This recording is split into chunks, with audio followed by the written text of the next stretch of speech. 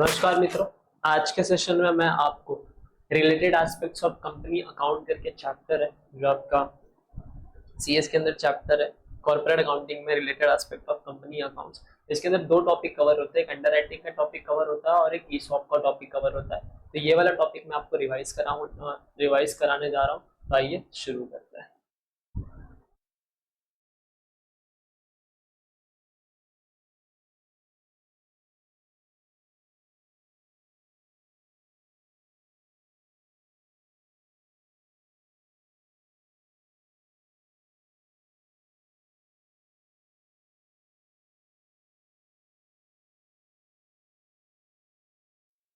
So let's learn and let's start करेंगे सबसे पहला टॉपिक पे, जो कि अंडर राइटिंग ऑफ शेयर्स और कमीशन है।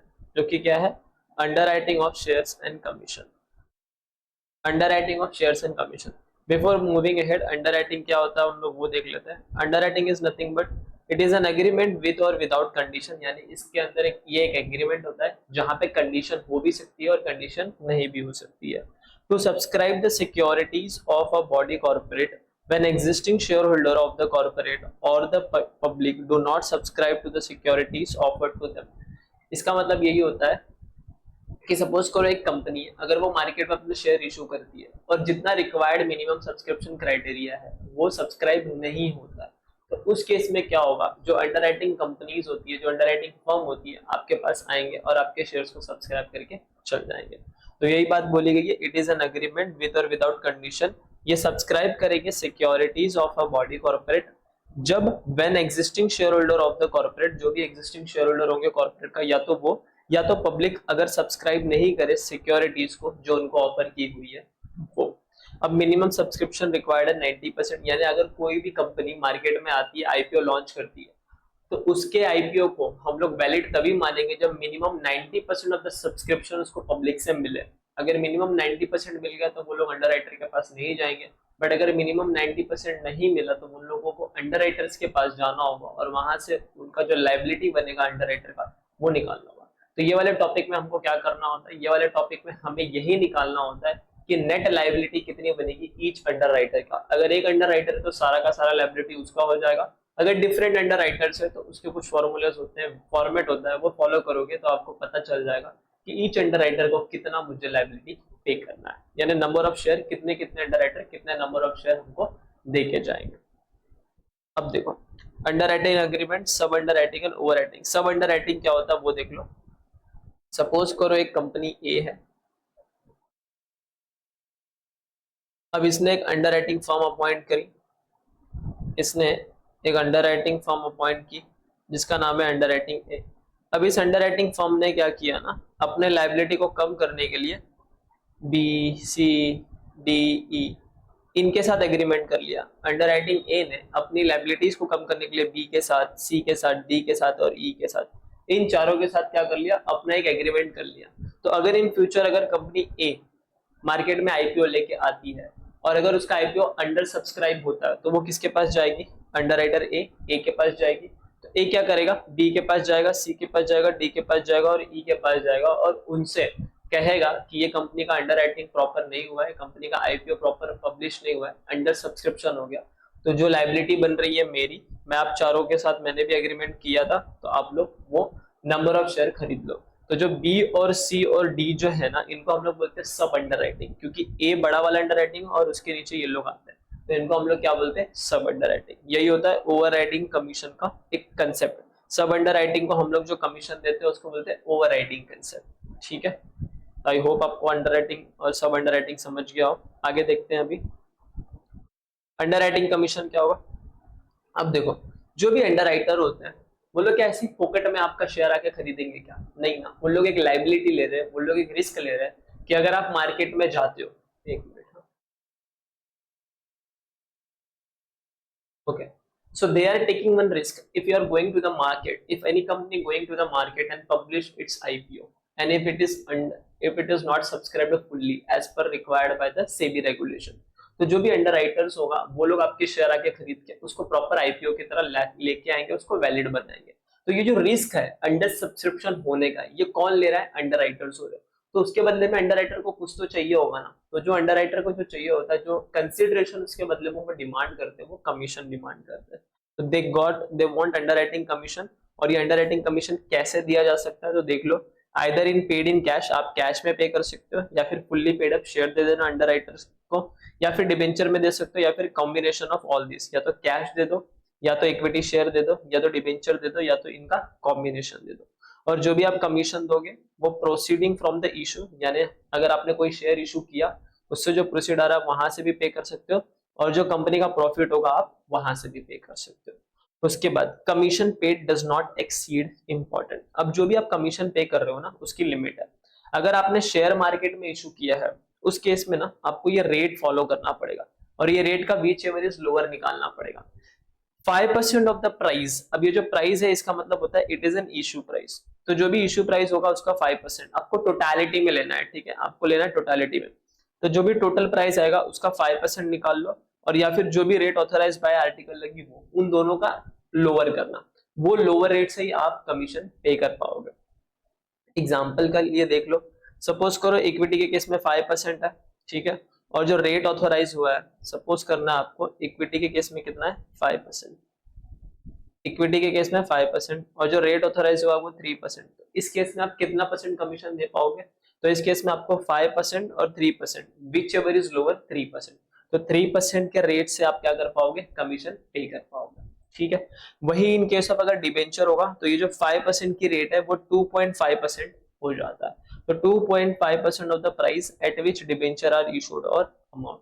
अगर आपको लाइव एग्जांपल करके बताना है तो मैं लाइव एग्जांपल भी दे देता हूँ।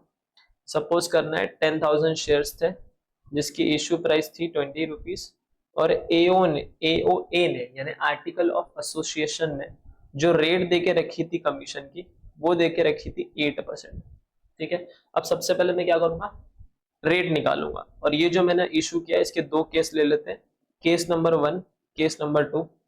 एक केस ले लेते हैं कि मैंने इक्विटी शेयर इशू किया मार्केट में, एक केस ले लेते हैं कि मैंने डिबेंचर इशू किया। तो सबसे पहले आप रेट निकालोगे, रेट क्या निकालोगे, in case of equity rate कितना है 5%, और rate authorise by article whichever is lower. तो मैं बोलूंगा 5%,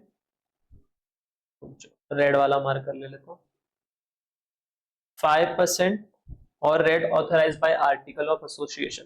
तो rate authorise by article of association कितना है 8%, 8%। अब इन दोनों का मैं क्या करूंगा, लोअर करूंगा। तो इन दोनों का मैंने किया लोअर, इन दोनों का लोअर क्या आएगा 5%। तो जो मैं रेट ऑफ कमीशन दूंगा वो 5% दूंगा। 5% किसका निकालूंगा, टोटल अमाउंट का। देखो 10,000 शेयर इशू किया है, इशू प्राइस है 20, तो 10,000 मल्टीप्लाई बाय आप 20 करोगे तो आपको आंसर आ जाएगा somewhere around 2 lakh rupees, 2 lakh rupees. तो आप 2 लाख का निकालोगे 5%, तो आपको आंसर आ जाएगा 10,000 रुपीज। तो ये जो 10,000 है ये क्या बन जाएगा मेरा रेट ऑफ कमीशन। और यही इन केस ऑफ अगर डिबेंचर है तो डिबेंचर के केस में रेट कितनी होती है 2.5%। तो यहाँ पे सबसे पहले रेट का जो फंडा है वो निकालेंगे कि 2.5% और 8% जो कि रेट ऑथराइज बाय आर्टिकल है, रेट ऑथराइज बाय आर्टिकल 8% है, और हम लोग का लिमिट कितना है 2.5%। तो इसका करेंगे लोअर, जब इसका लोअर निकालोगे तो आपका आंसर आएगा 2.5%। तो इसके अंदर अमाउंट कितना आएगा 2.5%, 2,50,000, सॉरी 2 लाख का 2.5%। तो हम लोग करेंगे 2 लाख का 2.5%, तो आपका आंसर आएगा 5,000 के अराउंड। चाहिए तो करके देख लेना, ये वाला चीज मैं कर लेता हूँ। 2 लाख 2.5%, 5,000 है। तो इस तरह से हम लोग को ऑथराइजेशन की, इस तरह से हम लोग को रेट ऑफ कमीशन देखना पड़ता है। आपको ये लिमिट याद होनी चाहिए। अगर मान लो यही उल्टा होता, तो अगर यहाँ पे आर्टिकल ऑफ एसोसिएशन के अंदर रेट 2% दी होती तो हम लोग रेट कितना लेते हैं यहाँ पे कमीशन के लिए, फर्स्ट केस में यहाँ पे 2% हो जाता, ये 8% के जगह पे यहाँ पे 2% हो जाता, तो लोअर क्या तो हम लोग का 2%। तो हम लोग 2% के रेट से कमीशन निकालते, एंड सेकेंड केस में भी हम लोग 8% की जगह पे कितना लिख देते हैं 2%। तो सेकेंड केस में भी 2% के रेट से हम लोग कमीशन फाइंड आउट करते हैं। ठीक है, समझ गया आपको ये वाला बात। चलो बढ़िया, आगे बढ़ते हैं। अभी आगे देख लो, company shall not pay commission to any underwriter or securities which are not offered to public for subscription। अब एग्जांपल ले लो, 10,000 शेयर कंपनी को जाके मार्केट में पब्लिश करने थे, उसमें से उसने सिर्फ 5,000 ही मार्केट में पब्लिश किए। तो एज एन अंडर राइटर ये नहीं बोल सकता कि मुझे पूरे 10,000 पे कमीशन चाहिए। वो क्या कहेगा, वो कंपनी से आके ये नहीं कह सकता कि कंपनी मुझे पूरे 10,000 शेयर पे कमीशन चाहिए। कंपनी उसको कहेगी कि देखो, भले हम लोग ने 10,000 का कॉन्ट्रैक्ट किया था, 10,000 नंबर ऑफ शेयर का कॉन्ट्रैक्ट किया था, बट मैंने मार्केट में पब्लिश कितना किया, 5,000। तो वो रिस्क कितना है मार्केट के लिए, 5,000 का ही रिस्क आपने उठाया। अगर 5,000 शेयर अंडर सब्सक्राइब होते तो आप रिस्क कितने का लेते, आके 5,000 का लेते। आप थोड़ी बोलते कि मुझे 10,000 पूरा दे दो, नहीं बोलते ना। तो इसके लिए इस केस में आपको ये बात याद रखनी है, जो शेयर पब्लिक को इशू नहीं की गए हैं, जो भी शेयर पब्लिक को मैंने इशू नहीं किया है, उसके ऊपर जो भी कमीशन बनेगा वो कमीशन हम लोग अंडर राइटर को पे नहीं करेंगे। यानी अंडर राइटर उस शेयर्स पे कमीशन नहीं मांग सकता जो शेयर हम लोग ने मार्केट में इशू नहीं किए। That's it. अब दो तरह के अंडर राइटर होते हैं, एक फुल अंडर राइटिंग होती है और एक पार्शियल अंडर राइटिंग होती है। कितने तरह की अंडर राइटिंग होती है, दो तरह का। एक होता है फुल अंडर राइटिंग, दूसरा होता है partial underwriting. Full underwriting क्या होता है, whole issue is underwritten by the underwriter. यानी एग्जांपल ले लो, आपने 10,000 शेयर्स का मार्केट में जाके इशू किया, तो जो भी अंडर राइटर होगा ना, वो पूरे के पूरे 10,000 शेयर्स का क्या कर लेगा, अंडर राइटिंग एग्रीमेंट साइन कर लेगा। पूरे के पूरे 10,000 शेयर्स का वो अंडर राइटिंग कमीशन ले लेगा, यानी अंडर राइटिंग एग्रीमेंट जो भी बनेगा वो साइन कर लेगा। क्या कर लेगा, वो साइन कर लेगा। बट पार्शियल अंडर राइटिंग में क्या होगा, 10,000 का नहीं करेगा, पार्शियल यानी या तो 5,000 या तो 6,000 या तो 7,000, इतने नंबर ऑफ शेयर्स का ही वो क्या करेगा, अंडर राइटिंग करेगा। ठीक है, समझ गया आपको। अब हम लोग बढ़ते हैं अकाउंटिंग एंट्रीज की तरफ। अकाउंटिंग एंट्रीज देखो क्या है, जब हम लोग कमीशन या ब्रोकरेज ड्यू करेंगे, ड्यू यानी क्रिएट करेंगे, एक्सपेंस क्रिएट करेंगे, तो कमीशन या ब्रोकरेज अकाउंट आपकी डेबिट हो जाएगी क्योंकि अपना खर्चा है, और अंडर राइटर को पैसा देना उसके लिए क्रेडिट लायबिलिटी करेंगे, और ब्रोकर को पैसा देना उसके लिए क्रेडिट लायबिलिटी क्रिएट करेंगे। जब हम इनका पेमेंट करेंगे तो पेमेंट करते टाइम अंडर राइटर अकाउंट को डेबिट कर देंगे, ब्रोकर अकाउंट को भी डेबिट करेंगे। अगर हम उन्हें चेक से पैसा देंगे तो बैंक अकाउंट से पैसा जाएगा। अगर हम उन्हें शेयर देंगे तो हम लोग का शेयर कैपिटल अकाउंट क्रेडिट होगा, और अगर हम उन्हें डिबेंचर देंगे तो डिबेंचर अकाउंट क्रेडिट हो जाएगा। ठीक है, अब हम लोग बात करते हैं determination of liability in respect of under writing contract. तो देख लो, अंडर राइटिंग में दो तरह के कॉन्ट्रैक्ट होते हैं, एक फुल्ली अंडर रिटन, एक partial underwritten. Fully underwritten के भी अंदर दो तरह के कॉन्ट्रैक्ट होते हैं, एक विदाउट फर्म अंडर राइटिंग, एक विद फर्म अंडर राइटिंग। और सेम पार्शियल वाले के अंदर भी without firm under writing and with firm underwriting. क्या होता है फर्म अंडर राइटिंग, क्या होता है वो बताओ सबसे पहले। चलो मैं सबसे पहले आपको फर्म अंडर राइटिंग क्या होता है उसका डेफिनेशन बता देता हूँ। Firm underwriting is what the underwriter take up the agreed number of shares or the debenture firm underwriter in addition to unsubscribed shares or debenture। यानी सपोज कर लो कि एक कंपनी है, मार्केट में जाके 10,000 शेयर इशू करने वाली है। इशू करने से पहले जो अंडरराइटिंग फर्म होती है ना, वो कह देती है कि इसमें से ना हम 2,000 शेयर खुद खरीद लेंगे, आप टेंशन मत लेना। जो 10,000 शेयर्स में से जो 2,000 शेयर है हम खुद खरीद लेंगे, बाकी जो 8,000 शेयर आप मार्केट में इशू करोगे, बाकी का जो 8,000 शेयर आप मार्केट में इशू करोगे, उसमें से अगर कोई अनसब्सक्राइब हो गया तो वो तो जिम्मेदारी हमने ले रखी है, साथ ही साथ हम 2,000 शेयर एक्स्ट्रा खरीदेंगे। तो जो फर्म अंडर राइटिंग है, जो अंडर राइटर वाले जो होते हैं फर्म, उन्होंने जो एक्स्ट्रा लाइबिलिटी ले ली कि हम लोग इतना शेयर तो आपसे खरीदेंगे, ये तो फिक्स है, उसी को हम लोग बोलते हैं फर्म अंडर राइटिंग। यानी अंडर राइटिंग फर्म जो है उसने पहले से हमें एग्रीमेंट कर दिया कि कुछ भी हो जाए, भले आपके मार्केट में शेयर अंडर सब्सक्राइब हो, ओवर सब्सक्राइब हो, व्हाटएवर, इतना शेयर तो हम आपसे खरीद लेंगे, टेंशन नहीं लेना। तो ऑलरेडी वो पहले से अपनी कुछ लायबिलिटी बता देते हैं, अपार्ट फ्रॉम जो अनसब्सक्राइब शेयर बचेंगे वो। अब देख लो, an underwriter is not allowed to set all his firm underwriting against his liability otherwise determined। अब ये कहना क्या चाह रहा है, सपोज करना आपने फॉर्मेट बनाया और आपने लायबिलिटी निकाली, आपने फॉर्मेट बनाया और आपने लायबिलिटी निकाली, और वो लायबिलिटी आ गई एक अंडरराइटिंग की, मान लो 1,000, ठीक है। और ये अंडरराइटर जो था, ये अंडरराइटर का नाम ले लेते ए। अब ये जो ए वाला अंडरराइटर था, इसने क्या कहा था कि मैं ना 500 शेयर्स का फर्म अंडरराइटिंग आपको कॉन्ट्रैक्ट देता हूँ कि 500 शेयर्स तो मैं खुद खरीद लूंगा, टेंशन मत लो। तो अब आप ऐसा नहीं कर सकते, आप बोलोगे, जब अंडरराइटर जो ए है वो ये नहीं कह सकता कि मेरी लायबिलिटी 1,000 आ रही है, ठीक है, 500 तो मैं ऑलरेडी खरीदने वाला था, तो एक काम करो, तो मैं नेट वाला लायबिलिटी ले लेता हूँ, यानी जो इसका नेट आएगा 1,000 - 500 करो तो मैं 500 और खरीद सकता हूँ। नहीं, ये आंसर रॉन्ग होगा। उसको ये 1000 भी खरीदना होगा, और जो उसने ऑलरेडी 500 का एग्रीमेंट आपके साथ किया है वो भी खरीदना होगा। तो वो सेट ऑफ नहीं कर सकता उसके नेट लायबिलिटी से अपने फर्म अंडर राइटिंग के शेयर्स को। ठीक है, आगे बढ़ते हैं। Treatment of firm under writing ये बाद में आता है, पहले नॉर्मल पे चल जाते हैं। आपको फर्म अंडर राइटिंग समझ में आ गया क्या होता है? ठीक है, अब क्वेश्चन देखेंगे। जब आप क्वेश्चन एग्जाम में पढ़ोगे आपको दो तरह के एप्लीकेशन मिलेंगे, एक मार्क्ड एप्लीकेशन मिलेगा, एक अनमार्क्ड एप्लीकेशन मिलेगा। ये मार्क्ड एप्लीकेशन और अनमार्क्ड एप्लीकेशन क्या होता है वो देख लो। जब कंपनी मार्केट में शेयर इशू करती है, क्या करती है? शेयर इशू करती है। तो वो दो तरीके से करती है। एक थ्रू अंडर राइटर ही कर लेती है कि जो भी अंडर राइटिंग कंपनी उसको बोलेगी आप ही शेयर मार्केट में इशू कर दो ना। तो जब थ्रू अंडर राइटर होता है ना, तो वो जब लोगों को एप्लीकेशन फॉर्म देता है ना, उस एप्लीकेशन फॉर्म पे अंडर राइटर का नाम लिखा होता है। अंडर राइटर का नाम होगा, स्टैंप होगा, ये सारी चीजें होगी। ठीक है, तो जिसपे अंडर राइटर का नाम और स्टैंप है उसी एप्लीकेशन को हम लोग बोलते हैं मार्क्ड एप्लीकेशन। क्या बोलते हैं? Marked application. ये चीजें समझिए आप। ठीक है, दूसरी चीज, दूसरा ये है कि कंपनी खुद से देती है मार्केट में शेयर, ओन इशू कर लेती है। जब ओन इशू करेगी तो जो एप्लीकेशन होगा ना उस पे किसका नाम होगा? कंपनी का नाम होगा, कंपनी का स्टैंप होगा। ठीक है, कंपनी का नाम होगा, कंपनी का स्टैंप होगा।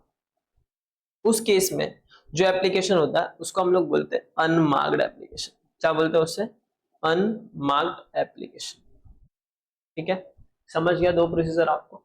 अगर वो थ्रू अंडर राइटर जाएगी तो जो भी एप्लीकेशन आएगा वो अंडर राइटर के अंदर आ रहा है तो उसको मार्क्ड एप्लीकेशन कहेंगे, और जो एप्लीकेशन कंपनी खुद इशू करती है जिसके अंदर कोई अंडर राइटर बीच में आ ही नहीं रहा उसको बोलते हैं अनमार्क्ड एप्लीकेशन। ये कैसे समझेगा? एग्जाम में लिखेगा कि हैविंग स्टैम्प्ड, तो जहां पे हैविंग स्टैम्प वर्ड यूज हुआ मतलब समझ लेना वो मार्क्ड एप्लीकेशन है। जहां पे बोला नॉट हैविंग स्टैम्प मतलब समझ लेना वो अनमार्क्ड एप्लीकेशन है। ठीक है, तो देख लो, जहां पे मार्क्ड एप्लीकेशन होगा having stamp of under writing company, and unmarked application not having stamp of under writing company. यहाँ पे अंडर राइटिंग कंपनी लिख देना।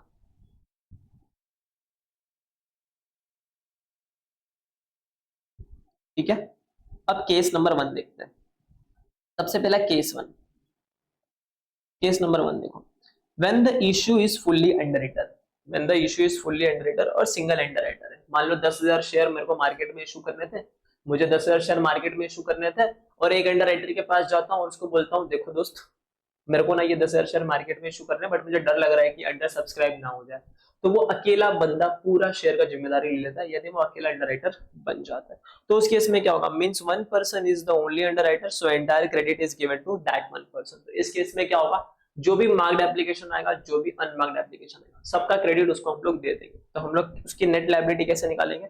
सबसे पहले लेंगे ग्रॉस लायबिलिटी कि उसकी लायबिलिटी बनती कितनी है। जैसे एग्जांपल में देख लेते हैं, उसकी लायबिलिटी बन रही थी 10,000 शेयर मार्केट में इशू किया, उसमें से 2,000 शेयर मार्क्ड एप्लीकेशन है यानी 2,000 शेयर उसके थ्रू हमको मिल गया, 3,000 शेयर अनमार्क्ड है यानी कंपनी ने खुद ने इशू किया। तो उसकी लायबिलिटी कितनी बनेगी? अरे सिंपल है ना, 10,000 में से 2,000 सब्सक्राइब हो गए, 3,000 कंपनी ने खुद ने सब्सक्राइब कर लिया, तो उसको कितना लेना पड़ेगा? 5,000 लेना पड़ेगा। तो वही निकलेगा 10,000 माइनस 2,000 माइनस 3,000। और अगर आपको ये फॉर्मेट यूज करके निकालना है, ये फॉर्मूला ड्रिवन है, आप ग्रॉस लायबिलिटी ले लो, उसमें से माइनस कर दो मार्क्ड एप्लीकेशन और माइनस कर दो अनमार्क्ड एप्लीकेशन। ठीक है, तो आपका केस नंबर 1 खत्म, इतना सा ही है। अब केस नंबर 2 में जाते हैं और यहां से इसी टाइप ऑफ वैरायटी के क्वेश्चन आपको एग्जाम में देखने मिल सकते हैं केस नंबर 2 और केस नंबर 3 के रिगार्डिंग। केस नंबर 2, 3, 4 ये तो एकदम सिंपल सा छोटू वाला क्वेश्चन है, देख लो। केस नंबर 2 क्या कह रहा है? When the issue is fully underwriter, जब आपका इश्यू पूरा ही अंडरराइटर है, बट यहाँ पे ना मल्टीपल अंडरराइटर है, यानी एक शेयर्स एक कंपनी क्या करती है मल्टीपल अंडरराइटर को पकड़ती है, जैसे A B C D P Q R S, ऐसे करके वो मल्टीपल अंडरराइटर्स को पकड़ती है। उस केस में क्या होगा? Then unmarked application is divided between the underwriter by 2 waves. तो आप दो तरीके से जो अनमार्क्ड एप्लीकेशन है उनको डिवाइड कर सकते हो, क्योंकि मार्क्ड एप्लीकेशन में तो स्टैंप लगा है, वो तो उस पर्टिकुलर पर्सन के पास जाके खत्म हो जाएगा जो किसी अंडरराइटर से है वो, लेकिन जो अनमार्क्ड एप्लीकेशन उस पर तो स्टैंप लगा ही नहीं है, तो उसका भी तो क्रेडिट देना पड़ेगा ना, क्योंकि ऑलरेडी कंपनी के पास तो सब्सक्रिप्शन आ चुका है ना। तो ऐसा थोड़ी बोलेंगे कि लायबिलिटी और दो करके, तो अनमार्क्ड एप्लीकेशन को अपन बांट देते हैं उनकी ग्रॉस लायबिलिटी के रेशियो में। किसमें बांटते हैं? ग्रॉस लायबिलिटी के रेशियो। अब यहाँ पे दो मेथड है, एक मेथड 1 है, एक मेथड 2 है। मेथड 1 कब फॉलो करना है? नॉर्मली आपको मेथड 1 करके ही फॉलो करके सॉल्व करना है एग्जाम में, लेकिन मेथड 2 जब ये पूरा अंडरराइटर हो जाएगा तब मैं आपको मेथड 2 एक बार ग्लांस करा दूंगा, मेथड 2 का स्टेप क्या होगा, सिर्फ स्टेप ग्लांस करा दूंगा, बट एग्जाम में नॉर्मली आपको मेथड 2 करना है, मेथड 1 करना है। मेथड 2 कब फॉलो करना है, जब कुछ वर्ड्स ऐसे लिख के आएंगे तो मैं आपको बता दूंगा कब मेथड 2 लगता है। तो देखो मेथड 1 क्या बोल रहा है, whatever is the unmarked application is divided between the underwriting in the ratio of gross liability of individual underwriter। तो उनकी जो ग्रॉस लाइबिलिटी होती है, जैसे मान लो एग्जांपल 10,000 शेयर्स थे और इसके अंदर 3 बच्चे आ गए, 3 अंडरराइटर आए ए बी सी। ए ने बोला मैं 30% लूंगा, बी ने बोला 40 लूंगा और सी बोला 30% लूंगा। तो इनकी ग्रॉस लाइबिलिटी क्या होगी, अब क्या करोगे, आप बोलोगे 10,000 multiply by 30%, 30,000, 10,000 multiply by 40%, 40,000 and 10,000 multiply by 30%, 30,000। तो ये 30,000, 40,000, 30,000 ये इनकी ग्रॉस लाइबिलिटी है without getting effect of marked and unmarked application. ठीक है, समझा ये चीज। आगे देखो स्टेप्स टू फॉलो। अब ये स्टेप्स आपको फॉलो करना है जब आप एग्जाम में क्वेश्चन सॉल्व करो। तो स्टेप नंबर 1 में क्या करना है, स्टेप नंबर 1 में आपने लिखना है ग्रॉस लाइबिलिटी, क्योंकि ग्रॉस लाइबिलिटी क्या है, if all shares were unsubscribe, अगर मान लो सारे के सारे शेयर अगर अनसब्सक्राइब है तो उनकी ग्रॉस लाइबिलिटी क्या होगी। फाइंड आउट करना उनका रेशियो, क्वेश्चन नंबर जैसे आप क्वेश्चन पढ़ोगे उनका सबसे पहले रेशियो फाइंड आउट करना। ठीक है, अगर उनका रेशियो नहीं लिखा हुआ है और उन सबकी ग्रॉस लाइबिलिटी लिखी हुई है तो उससे आपको रेशियो बनाना पड़ेगा। फिर स्टेप नंबर 2 में मार्क्ड एप्लीकेशन लिखना। स्टेप नंबर 3 में 1 - 2 करना, यानी दिस माइनस दिस करके एक आंसर आएगा उस पे आ जाना, माइनस में आंसर आएगा तो भी चलेगा, आ जाना। स्टेप नंबर 4 में डिस्ट्रीब्यूट करना अनमार्क्ड एप्लीकेशन। अब आपको अनमार्क्ड एप्लीकेशन निकालना, वो कैसे पता चलेगा, आपको बोला जाएगा कि टोटल एप्लीकेशन इतना मिला, उसमें से मार्क्ड एप्लीकेशन इतना है, तो सारे मार्क्ड माइनस करना, आपको अनमार्क्ड एप्लीकेशन मिल जाएगा। तो डिस्ट्रीब्यूट करना unmarked application in the ratio of step 1। Step 1 मतलब ये जो स्टेप 1 में रेशियो निकल के आएगा उस रेशियो में आपको बांटना है। बांटने के बाद स्टेप 3 माइनस स्टेप 4 करना। अब यहाँ पे जो वैल्यू है उसमें से ये माइनस करना। माइनस करने के बाद अब अगर किसी अंडरराइटर की लायबिलिटी नेगेटिव आ रही है मतलब क्या हो गया, उसके पास ना ज्यादा सब्सक्राइब होके आ चुके हैं शेयर्स, तो उस नेगेटिव को क्या करना है, आप लोगों को पॉजिटिव बनाना है।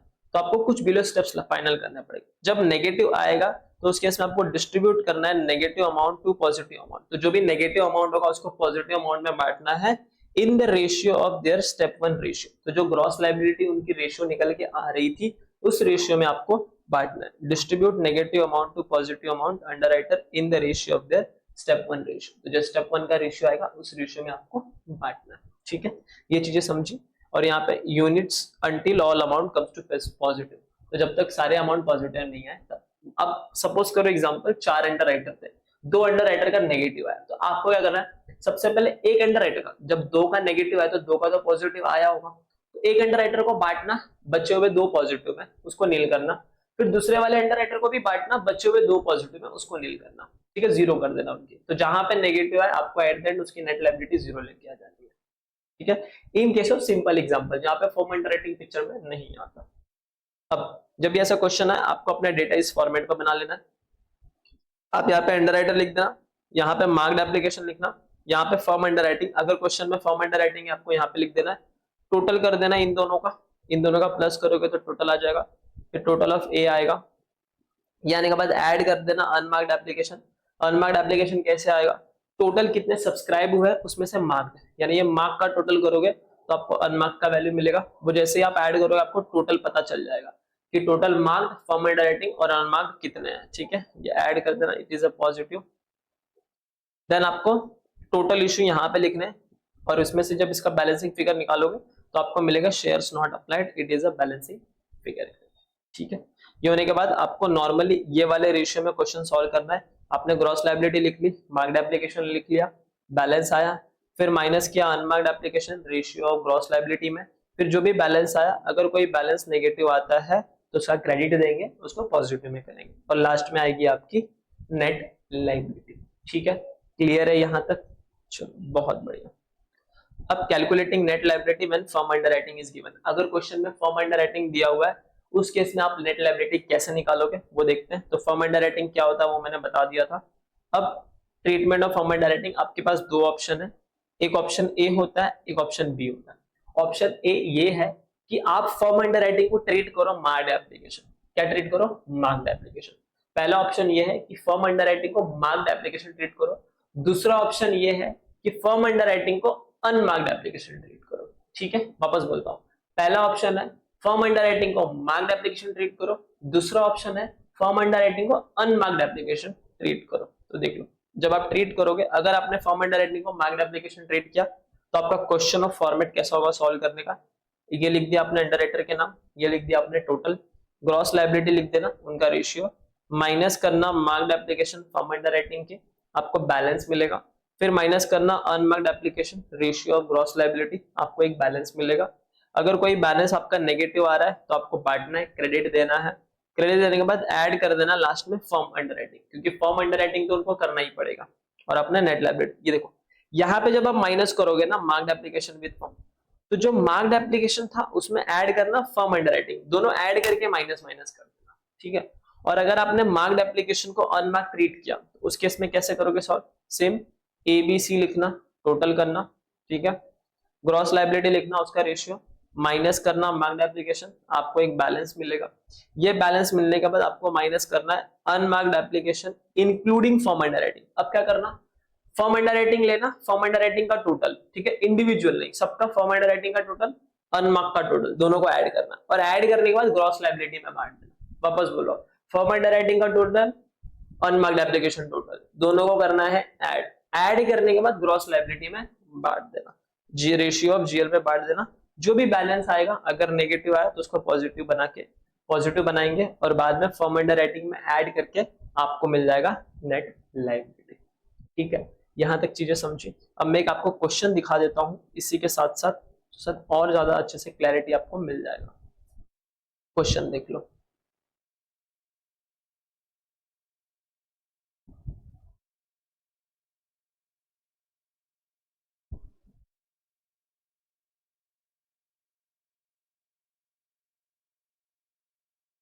चलो ये देखो, ये क्वेश्चन दिख रहा है सबको। Sam Limited invited application from public for 1 lakh equity share of 10 each at a premium of ₹10 per share।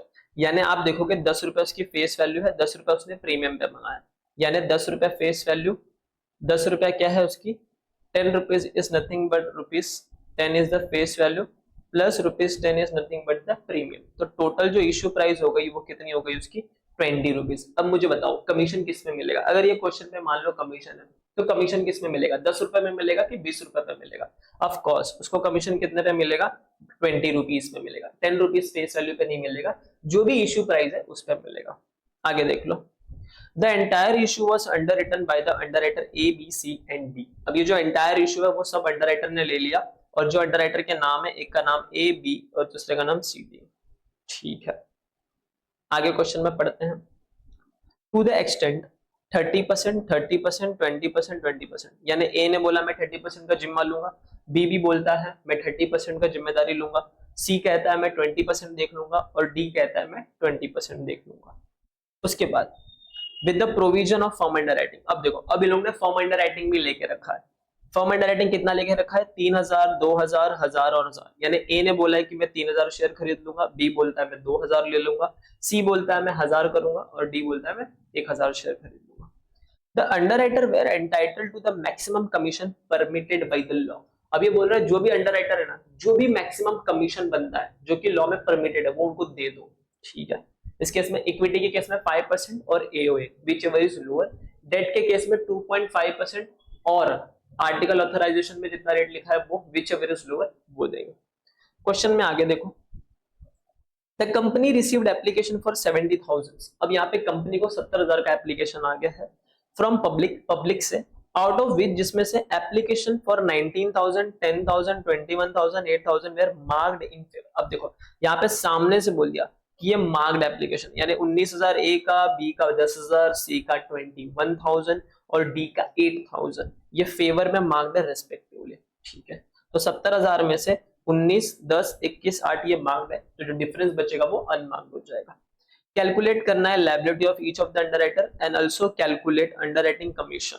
ठीक है, हमें लायबिलिटी भी कैलकुलेट करना है और अंडरराइटिंग कमीशन भी कैलकुलेट करना है, और जो rate of commission article of association ने दिया है वो कितना है, 8% का। अब देखो अगर आप इस क्वेश्चन को पढ़ोगे ना तो ये वैग्यू क्वेश्चन यानी कंफ्यूजन है। इसमें क्वेश्चन में बोला ही नहीं है कि फर्म अंडर राइटिंग को आपको मार्क्ड एप्लीकेशन समझना है या फिर फर्म अंडर राइटिंग को अनमार्क्ड समझना है। तो अगर आपका क्वेश्चन ऐसा वैग्यू जाए ना तो आपको एग्जाम में तो दोनों तरीके से सॉल्व करके आने पड़ेंगे, उसके लिए कोई चॉइस नहीं है। बट जर्नली एग्जामिनर आपको बता देगा कि आपको फर्म अंडर राइटिंग को मार्क्ड कंसीडर करना है कि फर्म अंडर राइटिंग को अनमार्क्ड कंसीडर करना है। आपको क्वेश्चन 2 बार पढ़ना और अच्छे से समझना है कि फर्म अंडर राइटिंग को मार्क्ड कंसीडर करना है, क्या क्वेश्चन में बोला है, या फिर फर्म अंडर राइटिंग को अनमार्क्ड कंसीडर करना है, ये क्वेश्चन में बोला है। Got it? यहां तक आपको चीजें समझी। अब देख लो इसका सॉल्यूशन देख लो, मैं आपको सॉल्यूशन भी दिखा देता हूं।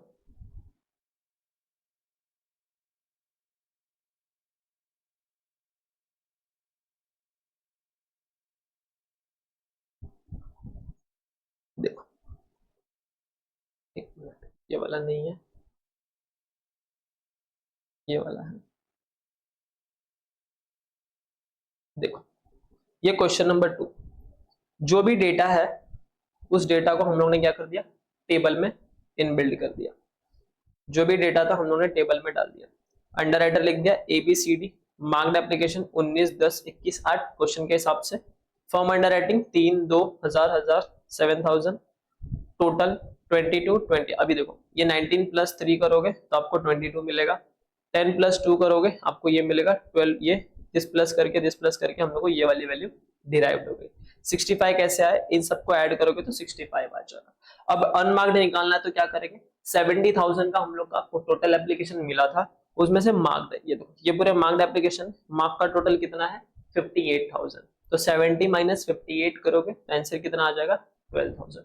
इन दोनों को ऐड करेंगे तो हमको पता चल जाएगा कि 77,000 का एप्लीकेशन तो आ चुका है। ठीक है, तो हम लोग की लायबिलिटी कितनी बनेगी, टोटल कितना इशू किया था 1 लाख, तो इसका बैलेंसिंग फिगर निकालोगे 1 लाख माइनस 77,000 तो आपको मिलेगा 23,000 और यही होगी लायबिलिटी सारे लोग। लेकिन ये मार्क्ड एप्लीकेशन वाला क्वेश्चन है तो सॉरी फर्म अंडर राइटिंग वाला क्वेश्चन है, तो फर्म अंडर राइटिंग में ये जो 7,000 है वो एड में एंड में ऐड हो जाता है और हम लोग को नेट लायबिलिटी बनती है। तो मार्क्ड एप्लीकेशन में आपको याद रखना है ये 23,000 भी आएगा और ये 7,000 भी आएगा, यानी 30,000 क्या बनेगी, नेट लायबिलिटी बनेगी।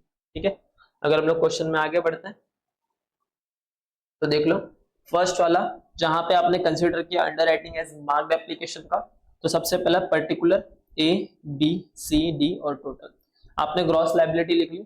ग्रॉस लायबिलिटी कितना है 30 30 20 20, टोटल 1 लाख हो गया। जैसे कि क्वेश्चन ने बोला था 30% 30% 20% 20%, तो मैंने 1 लाख का 30% ऐसे करके आंसर निकाल लिया।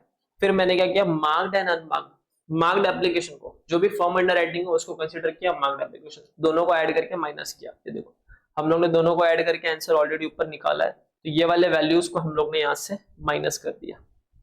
जैसे ही आप माइनस करोगे आपको एक वैल्यू मिलेगी 8 18 माइनस 2 11, रहने देना एज इट इज, रहने देना, कुछ नहीं यहाँ पे करना।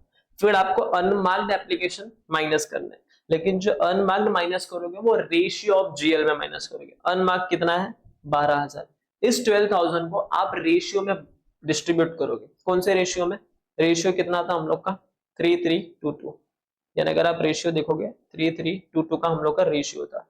तो इस 12,000 को आप 33:2 के रेशियो में जब बांटोगे, रेशियो में कैसे बांटना है, एकदम सिंपल 33:2 में इन सबका टोटल कर लेना, 10 आएगा तो 10 नीचे लिख देना। ठीक है, और एक को 3 देना है, तो इसको जब सॉल्व करोगे तो आपको आंसर आएगा 3,600 ए का। वैसे बी का, सी का, डी का, ये सबका आपको निकालना पड़ेगा। ठीक है, देख लो तो मैंने अनमार्क्ड एप्लीकेशन को रेशियो में बांट दिया। जब रेशियो में बांट के हो गया फिर मैंने लायबिलिटी निकाली, ये सॉल्व किया, मतलब दिस माइनस दिस किया तो ये आया, दिस माइनस दिस करके ये मिला, दिस माइनस दिस करूंगा ये भी माइनस है, ये भी माइनस है, तो 4,400 पॉजिटिव अमाउंट आएगा। फिर दिस माइनस दिस करूंगा तो 8,600 आया और टोटल देखो 23,000 की लायबिलिटी दिख रही है। बट अगर आप अभी यहाँ पे लायबिलिटी देखोगे तो एक में नेगेटिव बैलेंस आ रहा है। अब इस नेगेटिव को क्या करना है, मुझे पॉजिटिव करना है, यानी इस 4,400 जो नेगेटिव अमाउंट आया है, यानी एक्स्ट्रा जो सी को एक्स्ट्रा शेयर्स मिल चुके हैं, यानी उसकी लायबिलिटी कम है, ज्यादा मिल चुका है, इसको ए में, बी में और डी में बांटेंगे।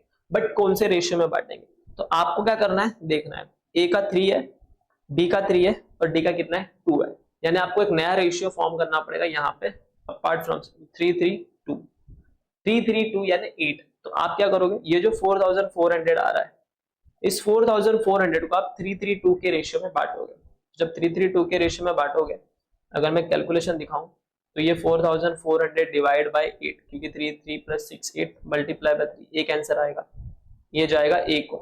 ठीक है, उसके बाद 4400 डिवाइड बाय 8 मल्टीप्लाई बाय 3, ये जाएगा बी को, और 4400 डिवाइड बाय 8 मल्टीप्लाई बाय 2, ये किसको चल जाएगा, ये चल जाएगा डी को। अगर आप इसको सॉल्व करना चाहो तो आपका आंसर वही आएगा, 4400 डिवाइड बाय 8 मल्टीप्लाई बाय 3, तो ये 1650, यहाँ पे आएगा 1650, यहाँ पे भी 1650, और यहाँ पे आपका आएगा 1100। तो देख लो, आप लाइबिलिटी देखोगे तो वही बटा हुआ है, आपको जस्ट उसकी लाइबिलिटी माइनस करनी है। 1650 1650, यहाँ पे तो 4400 बट गया, तो ये प्लस करके इसको नील कर देना, और 1100, तो आपका एक आंसर ये नील हो जाएगा। जब क्रेडिट बांटोगे ना, याद रखना आपका टोटल 0 होना चाहिए। ये होने के बाद फिर आपको सॉल्व करना है, इसको सॉल्व करोगे तो ये आएगा, इसको सॉल्व करोगे तो ये आएगा, इन दोनों को सॉल्व करोगे तो ये आएगा, इन दोनों को सॉल्व करोगे तो ये आएगा, और इसको तो 23। अब आपको क्या करना है, एंड में फर्म अंडर राइटिंग का अमाउंट ऐड कर देना। जैसे आप फर्म अंडर राइटिंग का अमाउंट ऐड करोगे, 3000 2000 1000 1000, ये कहां से दिखेगा, देखो टेबल में से दिखेगा, 3211, तो आपने ऐड कर देना है 3211। जैसे ऐड करोगे टोटल अमाउंट आ जाएगा। टोटल अमाउंट आने के बाद आपको निकालनी है नेट लायबिलिटी। अब नेट लायबिलिटी कैसी होगी, इन दोनों को ऐड करो एक अमाउंट, इन दोनों को ऐड करो एक अमाउंट, ये तो एज इट इज है और ये तो एज इट इज। आपका देखो टोटल लायबिलिटी 30,000 आ गया। ये फर्म अंडर राइटिंग के केस में मैच होना चाहिए। ठीक है, तो आपको आई होप ये वाला चीज समझ गया होगा। जब हम लोग फर्म अंडर राइटिंग को एज एन मार्क्ड एप्लीकेशन लेगा, अब अनमार्क्ड की भी कैलकुलेशन ले लो। इफ आई टेक, इसको मैं हटा देता हूं, ये चीजें याद रखना जब आप क्रेडिट बांटते हो तो। ठीक है, देख लो, if I will take case number 2, consider firm underwriting as unmarked application. यानी आपने अब क्या किया, फर्म अंडर राइटिंग को अनमार्क्ड एप्लीकेशन कंसीडर किया, तो उस केस में क्या होगा, तो particular A B C D same gross liability आपको लिखनी है। Marked application as it is, table में जाना है, टेबल में देखना है मार्क्ड एप्लीकेशन क्या था, वो डायरेक्ट यहाँ पे आपको लिख देना है, मार्क्ड एप्लीकेशन माइनस करना है, माइनस किया। उसके बाद एक अमाउंट आएगा, अमाउंट को एज इट इज रहने देना। अब अनमार्क्ड में क्या करोगे, देख लो, जब आप अनमार्क्ड एप्लीकेशन निकालोगे तो मैंने क्या बोला, फर्म अंडर राइटिंग के टोटल को लेना, अनमार्क्ड के टोटल को लेना, दोनों को ऐड करना, और ऐड करने के बाद जीएल में डिस्ट्रीब्यूट करना। यानी क्या होगा, देखो फर्म अंडर राइटिंग का टोटल कितना है 7000, तो मैंने सबसे पहले लेना है 7000, फिर उसमें ऐड करेंगे अनमार्क्ड एप्लीकेशन कितना है 12000, तो आपको यहाँ पे आएगा 12000, इन दोनों को ऐड करोगे आंसर आएगा 19000। अब इस 19000 को आपको 3322 के रेशियो में डिस्ट्रीब्यूट करना है। ये बात याद रखना, यही चीज करनी है आपको। ठीक है, तो जैसे आप डिस्ट्रीब्यूट करोगे 2233 के रेशियो में, तो ये 5700, ये 5700, 3008 3008, कैसे क्या डिस्ट्रीब्यूट, एकदम सिंपल है, 90000 आ रहा है, डिवाइड बाय 10 मल्टीप्लाई बाय 3, इसको सॉल्व करोगे 5700, ए का बी का सेम है 30% और सी डी का निकालना है, तो 19000 डिवाइड बाय 10 मल्टीप्लाई बाय 2, इसको सॉल्व करोगे 3800 आएगा। ठीक है, तो ऐसे करके लायबिलिटी डिस्ट्रीब्यूट होगा। ठीक है, ये चीजें समझिए आपको। अब देख लो, जैसे आपने लिख दिया, डिस्ट्रीब्यूट कर लिया, ये माइनस ये माइनस ये माइनस ये माइनस, एक आंसर आ गया। फिर क्या करोगे आप, दिस माइनस दिस किया, ये आया, फिर इसको माइनस करके आप वैल्यू पे लगाओ। अब देखो यहाँ पे भी देखोगे आप, सी में लायबिलिटी माइनस में दिख रही है, तो ये क्या करेंगे, 4800 को डिस्ट्रीब्यूट करेंगे, किसमें, ए बी और डी में। ए बी और डी कौन से रेशियो में डिस्ट्रीब्यूट करेंगे, तो आपको रेशियो में जाना है 3322, सी का बांटना है तो सी को हटा देना, बच गया कितना 332, तो 332 के रेशियो में डिस्ट्रीब्यूट कर देना पूरे के पूरे अमाउंट को। ठीक है, समझ गया आपको ये वाला चीज, यस। तो इसका आंसर आ जाएगा 2750, इसका 12 ये आ जाएगा, और फिर आपने, सॉरी यहाँ पे था, ये आंसर आ जाएगा। फिर आपने फर्म अंडर राइटिंग ऐड कर देना, उसके अंदर आपका ऐड हो जाएगा, और फिर लास्ट का आपका फाइनल आंसर आ जाएगा 30,000। गॉट इट, समझ गया ये चीज। अब कमीशन देख लो, कमीशन कैसे पेड होता है। कमीशन पेड करने के लिए मैंने बोला था रेट, यहाँ पे मैंने इक्विटी शेयर इशू किया। अगर आप क्वेश्चन में देखोगे तो इक्विटी शेयर है, तो इक्विटी शेयर में जो मैक्सिमम रेट होती है वो 5% की होती है, तो यहाँ पे आ जाएगा इक्विटी शेयर 5%, और एओए की रेट कितनी है 8.5%। विच एवर इज लोअर लेंगे, विच एवर इज लोअर लेंगे तो कितना आ जाएगा 5% आ जाएगा। तो 5% के रेट से हम लोग निकालेंगे, अमाउंट निकालेंगे। सबसे पहले उनकी लायबिलिटी, फिर इश्यू प्राइस लिखेंगे, टोटल करेंगे, यानी दिस मल्टीप्लाई बाय दिस किया तो ये आ गया। फिर हम लोग रेट लिखेंगे, रेट लिखने के बाद इसको इससे मल्टीप्लाई करें तो आपको कमीशन का अमाउंट मिल जाएगा। तो इस हिसाब से आपका अंडरराइटिंग का मैंने रिवाइज भी करा दिया एक क्वेश्चन। एग्जाम में आप यही वाला क्वेश्चन रिवाइज करके चल जाना, आपका अंडरराइटिंग वाला ये वाला पार्ट तो कवर हो जाएगा। अब हम लोग आगे बढ़ते हैं केस नंबर 3 की तरफ। अगर part of the share issue हुआ है, if part of the issue of share और debenture is underwritten only by one underwriter, यानी कुछ पार्शियल ही शेयर आपका अंडररिटन हुआ है और एक अंडरराइटर ने किया है, तो उस केस में उसकी नेट लायबिलिटी कैसे निकलती है? अगर आपको उसकी नेट लायबिलिटी निकालनी है तो आप उसकी ग्रॉस लायबिलिटी लोगे, और ग्रॉस लायबिलिटी में भी same percentage of the issue, यानी उसने कितने परसेंट का अंडरराइटिंग लिया है उसमें से माइनस कर देना मार्क्ड एप्लीकेशन पूरा, तो जो भी लायबिलिटी आएगी वो उसकी लायबिलिटी बनेगी। बट आपको यहाँ पे क्या बातें याद रखनी है, नोट क्या लिखा है नोट में, इफ मार्क्ड एप्लीकेशन एक्सीड और equal to the number of shares और debenture underwritten, if marked application exceed or equal to the number of share or debenture underwritten, मतलब और if all shares or debenture are subscribed, ठीक है, then underwriter is free from his liability and called be cannot be called करें, cannot be called करें, इसको कर देना cannot be, आपको ये नोट्स मिलेंगे उसमें cannot कर देना, cannot be called upon on the take up to any shares or debenture of the company, यानी ये क्या बोलना चाह रहा है वो समझो। पहले आपको ये सिखा देता हूँ, इसका लाइव एग्जांपल देता हूँ। सपोज करना है आपको 10,000 शेयर्स, अब 10,000 की गाथा खत्म करते हैं, 20,000 शेयर्स लेते हैं। 20,000 शेयर्स मार्केट में इशू किया, ठीक है, एक अंडरराइटर को पकड़ा, बोला अंडरराइटर इधर आओ, वो अंडरराइटर आता है, हम लोग उसको बोलते हैं अंडरराइटर, मुझे ना कंपनी का अंडरराइटिंग कराना है। बोला ठीक है, तो वो बोल रहा है ना मैंने सिर्फ 60% का गारंटी लूंगा भाई, 60% से ज्यादा नहीं लूंगा। तो बोला ठीक है, ये लायबिलिटी है। तो हम लोगों ने उसकी ग्रॉस लायबिलिटी निकाली कि 20,000 का 60% कितना होता है, तो आंसर आता है 12,000, ठीक है, आंसर कितना आता है 12,000 आता है। अब हम लोगों ने बोला ठीक है शेयर मार्क देख लेना कितना क्या होता है, तो उसका मार्क्ड एप्लीकेशन निकाला, तो उसका मार्क्ड एप्लीकेशन निकल के आ गया 10,000, यानी 2,000 की जो लायबिलिटी बनती है वो हम लोग उससे वसूल करेंगे। पहला बात तो ये हो गया। दूसरी बात ये क्या कही गई है, नोट में क्या बोला गया, इफ मार्क्ड एप्लीकेशन एक्सीड और equal to the number of share और डिबेंचर अंडररिटन, फॉर एग्जांपल ले लो, उसकी लायबिलिटी कितनी बन रही थी 12,000, और जो मार्क्ड एप्लीकेशन आ गया वो भी 12,000 आ गया, तो क्या हम लोग उसके पास जाके बोलेंगे कि लायबिलिटी दो? नहीं बोलेंगे, उसका केस खत्म। मान लो मार्क्ड एप्लीकेशन ग्रॉस लायबिलिटी उसकी 12,000 बन रही थी और मार्क्ड एप्लीकेशन ही 14,000 आ गया, फिर भी बढ़िया है, तब भी जाके उसका गला पकड़ेंगे, क्या बोलेंगे कि अंडरराइटर करो? नहीं करेंगे, नहीं करेगा, वो बोलेगा कि भाई जितना बोला था उतना तो हो गया। Third case, marked application liability 12,000 की है, ठीक है, लेकिन आपने जो शेयर इशू किया वो 20,000 था और 20 के 20,000 शेयर सब्सक्राइब हो गए, कुछ मार्क्स से हो गए, कुछ अनमार्क्स से हो गए, तो क्या इस केस में भी जाके अपन उसका गला पकड़ेंगे? क्या नहीं पकड़ेंगे, उस केस में भी वो फ्री फ्रॉम हो जाएगा। तो इन दोनों केस में वो क्या हो जाता है, फ्री फ्रॉम हो जाता है। Underwriting is free from his liability and can not be called to be taken up any shares. और आपको नेट लायबिलिटी जो निकालनी है इन केस ऑफ पार्शियल, वो इन दोनों का लोअर निकालना पड़ेगा। जो भी आप अमाउंट कैलकुलेट कर रहे हो अबाउ, यानी ये वाले फॉर्मूले से जो भी आप अमाउंट कैलकुलेट कर रहे हो वो, और balance amount to get application fully subscribe. For example आपने ऊपर अमाउंट कैलकुलेट किया, वो निकल के आ रहा है 2,000, यानी उसकी लायबिलिटी 2,000 हो रही है, लेकिन हम लोगों ने देखा कि बैलेंस सिर्फ 1,500 ही है, यानी 1,500 शेयर्स ही बच रहे जो अनसब्सक्राइब हुए। तो हम लोग जाके अंडरराइटर से क्या बोलेंगे कि आप कितने शेयर्स लो? हम लोग उसको बोलेंगे कि 2,000 लो, 2,000 लेंगे तो वो सब्सक्राइब हो जाएगा। इस केस में हम लोग उसको क्या बोलेंगे, आप सिर्फ 1,500 शेयर्स ही सब्सक्राइब करो। तो इस केस में सब्सक्राइब कितना होगा 1,500 शेयर्स। तो आपको इन दोनों का लोअर निकालना पड़ेगा। Net liability in respect of this amount calculated amount is 2,000 और balance amount to get application is 1,500, ठीक है।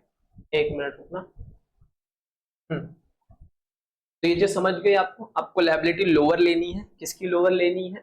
या तो जो भी अमाउंट आपने कैलकुलेट की अबाउ, या तो जो भी बैलेंस अवेलेबल है, यानी सब्सक्राइब करने में कितना बैलेंस अभी भी बाकी है, फुल्ली सब्सक्राइब होने में आपको दोनों का लोअर लेना है। एक बात आपको यहाँ पे और याद रखनी है, if nothing is mentioned about marked and unmarked application then do proportionate to get marked application. अगर मार्क्ड और अनमार्क्ड के बीच में डिफरेंस ही नहीं दिया कि मार्क्ड एप्लीकेशन कितना था, अनमार्क्ड एप्लीकेशन कितना था, तो आपको प्रपोर्शनेट करना पड़ेगा। समझा नहीं सर, क्या प्रपोर्शनेट करना पड़ेगा?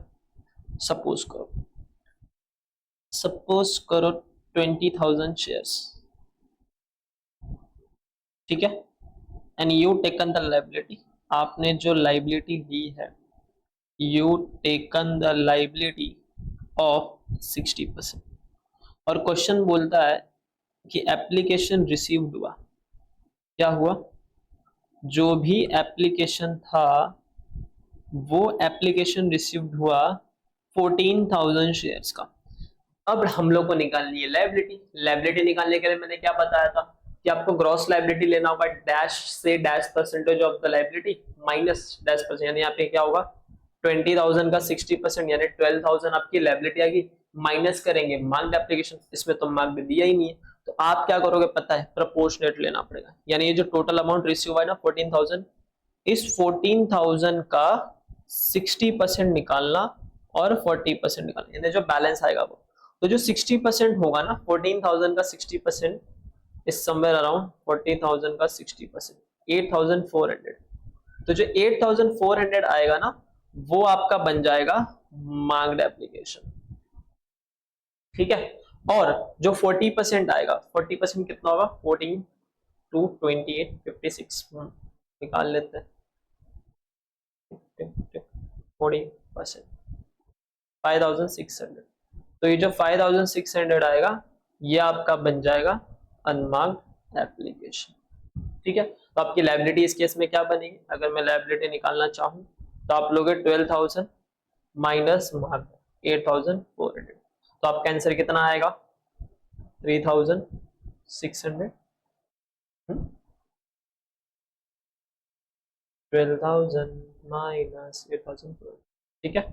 तो इस तरह से आपको निकालना होगा जब भी मार्क्ड एप्लीकेशन अलग से नहीं दिया होगा, ठीक है, समझा ये वाला चीज।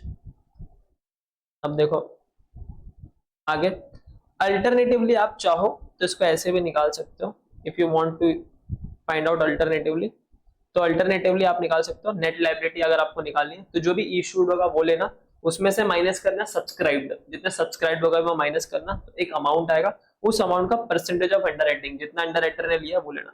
जैसे लायबिलिटी 40% था, ये एग्जांपल, ये छोड़, एग्जांपल पे ध्यान नहीं देना, केस नंबर 4 पे बाद में आएंगे। एक मून लाइट वाला आपको क्वेश्चन रिवाइज करा देता हूँ जो इसके रिगार्डिंग है, आपके स्टडी मैट में है वो क्वेश्चन, ठीक है। तो if you have the study mat just open it, moonlight करके क्वेश्चन होगा, मून लाइट डिबेंचर,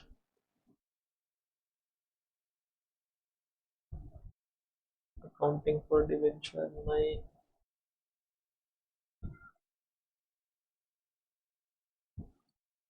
क्या है, पहले ईसॉप है,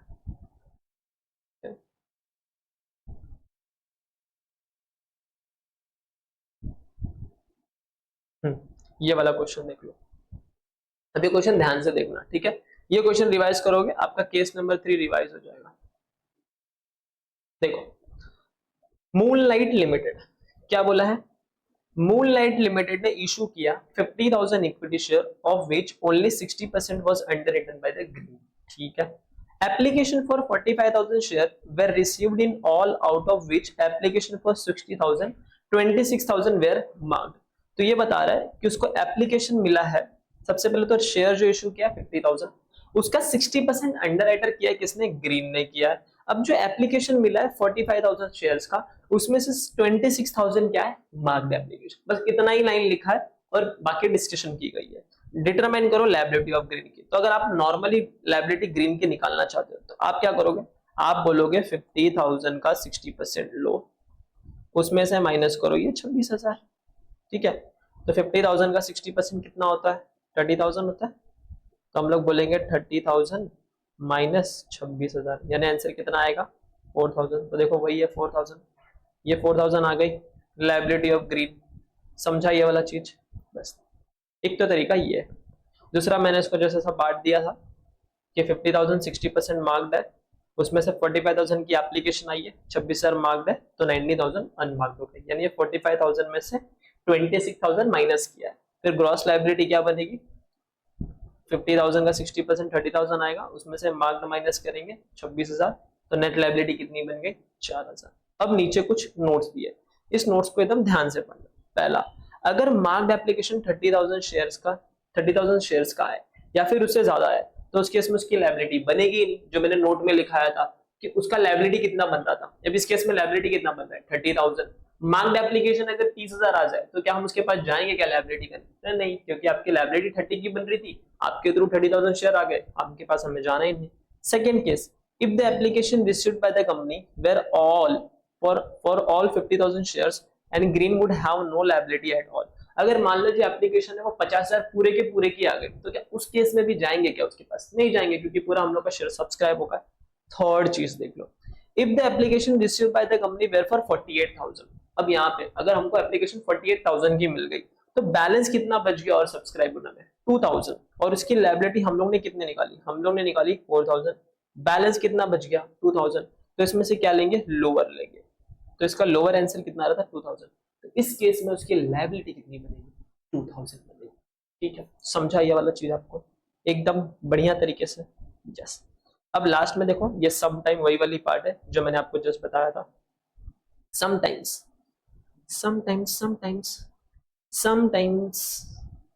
देखो, sometimes it may so happen that the information as the marked application and unmarked application may not be given in the problem। in that case you need to do a proportionate करके। अब ये मैं हटा देता हूँ, लगे हाथ आपको क्वेश्चन नंबर 6 भी चलो रिवाइज करा देता हूँ।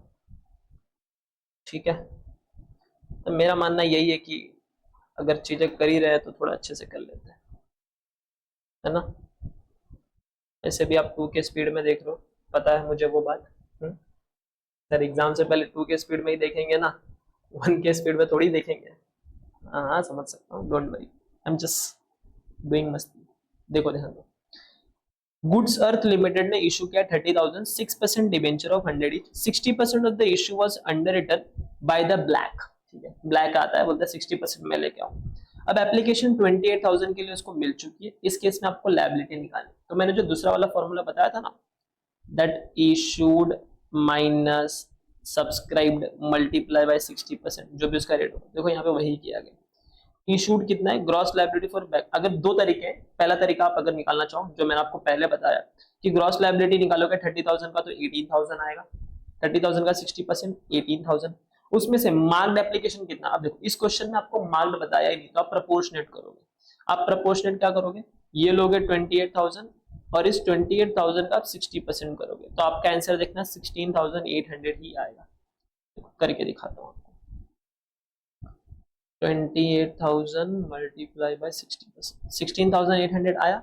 तो जो 16,800 है ये क्या हो गया, मार्क्ड एप्लीकेशन। अब आप क्या कर सकते हो, 18,000 माइनस 16,800, तो लायबिलिटी कितनी बनेगी 1,200। ये नेट लायबिलिटी आ गई।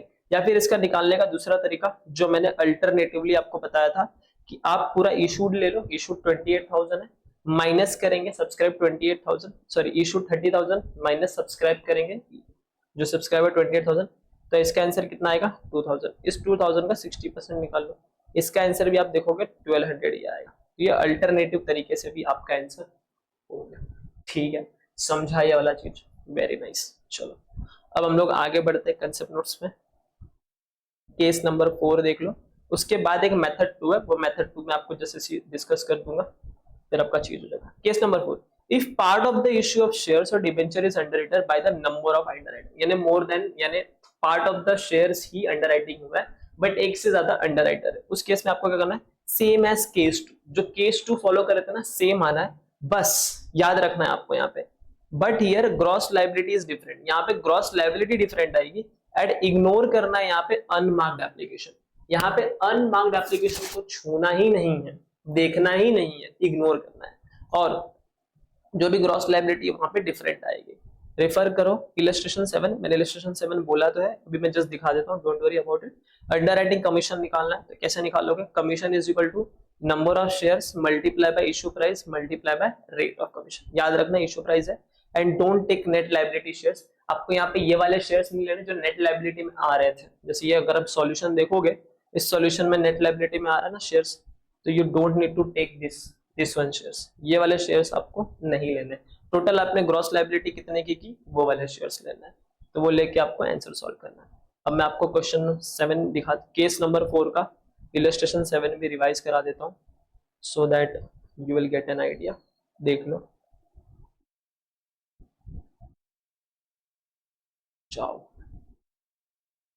ये क्या है पता है क्या? चलो, बी रेडी गाइस। हाँ हाँ सर, हम तो रेडी है, आप बस पढ़ाओ फटाफट। हाँ पढ़ा रहा हूँ। चलो देखो, सैटेलाइट लिमिटेड ने इशूड किया 12% 10,000 preference share of 10 each। The issue was underwritten and follow. Mango ने लिया 30, सॉरी पहले एप्पल आता है, एप्पल का प्रोडक्ट एप्पल। एप्पल ने लिया 30%, मैंगो ने लिया 30% और ऑरेंज ने लिया 30%। यानी आप रेशियो देखोगे तो 3:3 का रेशियो बन रहा है, बट टोटल जो अंडर रिटर्न हुआ है वो 80% ही हुआ है। 30 + 30 60, 60 + 20 80 करके। अब एप्लीकेशन हुआ है 8,000 were received by the company. अब 8,000 शेयर्स के एप्लीकेशन उनको मिल चुके हैं। डिटरमाइन करना है liability respect to underwriter. अब इसके अंदर आप क्या करोगे, same particular Apple Mango Orange. अब इसके अंदर आप क्या करोगे, सबसे पहले ग्रॉस लायबिलिटी बांट देना। 10,000 का 30%, 30% 20%, तो 3,000 3,000 2,000। नीचे आपको याद रखना है कितना एप्लीकेशन मिला है आपको, 8,000।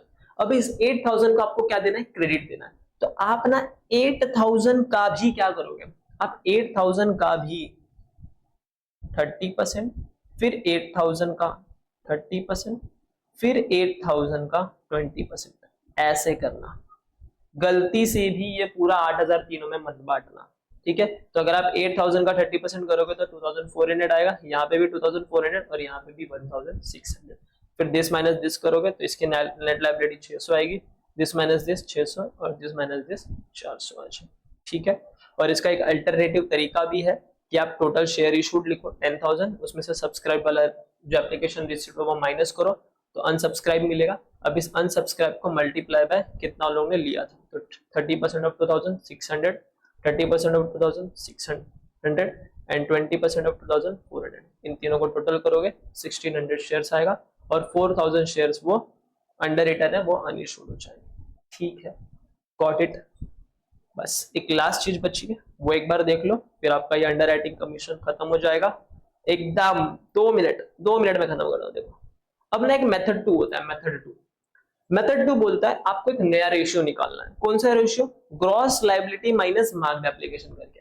तो जब आप gross liability minus marked application करोगे एक नया रेशियो, यानी ये क्या बोल रहा है, हर एक बैलेंस पे एक नया रेशियो निकालो, अलग ही चलता है।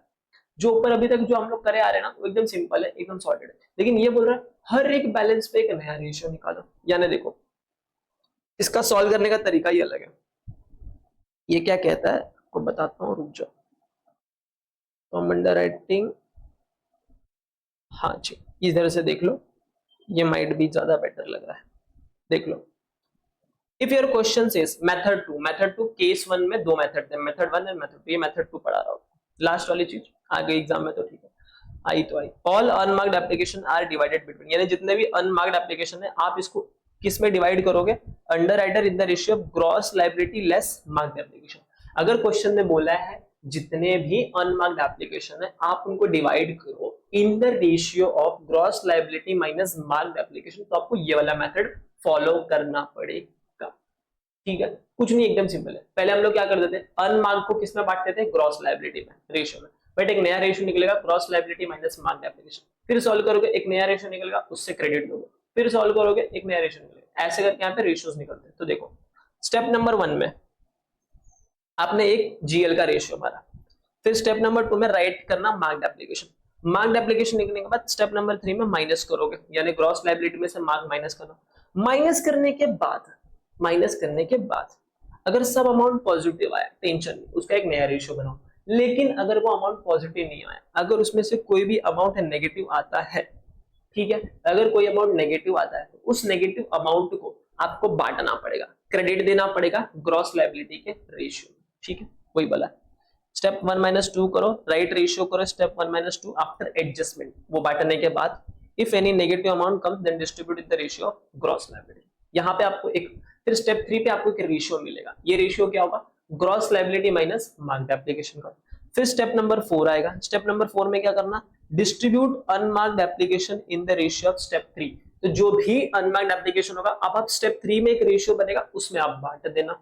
बांटने के बाद माइनस करोगे स्टेप 5 पे आओगे, स्टेप 3 माइनस स्टेप 4 करना। If any underwriter liability is in negative, तो इसको फिर से क्या करना है, बांटना है। तो अगर स्टेप 5 में कुछ नेगेटिव आया तो उसको भी बांटना पड़ेगा। किस में बांटना पड़ेगा, in the ratio of step number 5। Then follow below step, distribute negative amount to positive amount underwriter.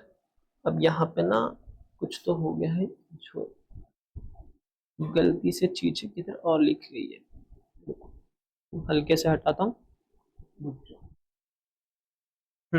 अब देखो वापस एक बार बताता हूँ। स्टेप 1 लिखना, रेशियो लिखना। स्टेप 2 मार्क्ड एप्लीकेशन लिखना। मार्क्ड एप्लीकेशन लिखने के बाद एक रेशियो बनेगा, ठीक है। अगर कोई अमाउंट नेगेटिव आए, पहले बांटना, जीएल के रेशियो में उसको पॉजिटिव बनाना, फिर एक रेशियो बनाना। वो रेशियो बनाने के बाद अनमार्क्ड वाला बांटना इन द रेशियो ऑफ स्टेप 3, ठीक है। फिर आपको स्टेप 5 में एक अमाउंट आएगा, आ गया एक अमाउंट आ गया, यस। तो स्टेप 5 में एक अमाउंट आएगा, step 3 minus step 4। If any underwriter liability is in negative then follow below additional step. तो उस केस में क्या करना है, step number 6 distribute negative amount to positive amount underwriter in respect of the step 5 ratio until all amount comes to positive. तो step 3 minus जब आप step 4 करोगे ना, तो आपको स्टेप 5 में एक रेशियो मिलेगा, यानी जो अमाउंट आएगा उस रेशियो में ही आपको बांटना है बचे हुए स्टेप 6 का अमाउंट, और आपका अमाउंट हो जाएगा नेगेटिव से पॉजिटिव। यानी हमें आपको 3 रेशियो बनाने, स्टेप 1 पे रेशियो बनाना है, ठीक है। स्टेप 3 पे जो अमाउंट आएगा उसको बांटने के लिए स्टेप 1 का रेशियो यूज करना है, पहला चीज। फिर जब आप अनमार्क्ड बांटोगे तो किस पे बांटोगे, स्टेप 3 के रेशियो में बांटोगे, ठीक है। फिर आपको स्टेप 5 पे आना है। स्टेप 5 पे एक रेशियो बनेगा, कब बनेगा, जब आप माइनस माइनस कर के लोगे तो वहां पे। तो जो स्टेप 5 का रेशियो बनेगा ना, उस स्टेप 5 के रेशियो को यूज करके आपको डिस्ट्रीब्यूट करना है नेगेटिव अमाउंट, ठीक है। इतना इसका जम्बल अप मत लो, डोंट वरी, इतना जम्बल अप वाला आंसर नहीं आएगा, और जहां तक भी आएगा आप आंसर सॉल्व कर लोगे, टेंशन नहीं लेना है, ठीक है। स्टेप 1 रेशियो निकालना है, स्टेप 3 पे रेशियो निकालना है, स्टेप 5 पे रेशियो निकालना है, 3 रेशियो निकालना है। स्टेप 1 का रेशियो यूज करेंगे अनमार्क्ड को बांटने के लिए। अगर gross liability minus marked application आपका नेगेटिव आता है, वहां पे बांटने के लिए। फिर अनमार्क्ड को बांटने के लिए किसका यूज करेंगे, स्टेप 3 का रेशियो, यानी gross liability minus marked application. एक मिनट, ठीक है। इसका इतना लोड नहीं लेना है, एकदम सिंपल याद रखना है। हर स्टेप के बाद जो बैलेंस निकलेगा वहां पे एक रेशियो जनरेट होगा, उस रेशियो का यूज करके अगला वाला जो नेगेटिव बैलेंस आएगा उसको हम लोग को डिस्ट्रीब्यूट करना, एकदम सिंपल, एकदम सिंपल, ठीक है। वापस बोल देता हूँ, स्टेप 1 पे एक रेशियो निकलेगा, स्टेप 2 मार्क्ड एप्लीकेशन लेना, स्टेप 3 पे माइनस करना, एक अमाउंट आएगा, अगर नेगेटिव आया तो डिस्ट्रीब्यूट करना जीएल का रेशियो यूज करके, पॉजिटिव बनाना, फिर एक रेशियो बनाना स्टेप नंबर 3 पे, ओके। फिर आप स्टेप नंबर 4 पे आना। स्टेप नंबर 4 पे आने के बाद, स्टेप नंबर 4 पे आने के बाद आपको क्या करना है, जो भी अनमार्क्ड एप्लीकेशन है उसको जीएल, यानी जीएल माइनस मार्क्ड एप्लीकेशन, जो स्टेप 3 का रेशियो निकला था उसमें डिस्ट्रीब्यूट करना, यानी यहाँ पे जीएल के रेशियो में डिस्ट्रीब्यूट नहीं करना। वो आने के बाद जैसे आप माइनस करोगे, अगर आपके सारे अमाउंट पॉजिटिव आए, वेल डन। और मुझे लगता है एग्जामिनर अगर इस टाइप के क्वेश्चन देगा तो सारे अमाउंट पॉजिटिव वाले ही दे, नेगेटिव वाले ना दे। जस्ट एक ही कैच है इधर पे कि इसमें डिस्ट्रीब्यूट करना है। फिर वो माइनस करने के बाद अगर आपका अमाउंट पॉजिटिव आया तो ठीक है, अगर वो नेगेटिव आता है तो स्टेप 3 के रेशियो में उसको बांट देना, ठीक है। बांटने के बाद आंसर खत्म, मतलब सॉरी यहाँ पे स्टेप 3 के रेशियो में नहीं बांटना है, यहाँ पे स्टेप 5 पे एक रेशियो बनेगा, सॉरी मैं वापस बोलो, यहाँ पे स्टेप 5 पे एक रेशियो बनेगा, उस स्टेप 5 के रेशियो में बांटना है। यानी सर वहां पे 3-4 जो वैल्यू पॉजिटिव होंगे ना, उस वैल्यू पॉजिटिव को उठा लेना और उसी रेशियो में नेगेटिव वाले को डिस्ट्रीब्यूट कर देना, ठीक है, आंसर आ जाएगा। स्टेप नंबर 6 में डिस्ट्रीब्यूट करना, और आपका ये अंडर राइटिंग वाला चैप्टर होता है खत्म। ये मेथड 2 लास्ट में देखना, इतना ज्यादा लोड लेने की इसकी जरूरत नहीं, ठीक है। तो जैसा भी आपको ये लगा होगा इसका फीडबैक देना। ये कंसेप्ट नोट्स जो भी मैंने अभी रिफर कराया, जो भी सारी चीजें आपको डिस्क्रिप्शन के लिंक बॉक्स में मिल जाएगा, वहां पे क्लिक करके आप ये कंसेप्ट नोट डाउनलोड कर सकते हो। And whatever is feedback just give it to me. And अभी नेक्स्ट सेशन जो इसका नेक्स्ट लेक्चर होगा वो मैं ईसॉप के ऊपर बनाऊंगा। तो till then CA Krishna Gupta is signing of, मिलते हैं अपने अगले वीडियो में, तब तक के लिए ख्याल रखिए।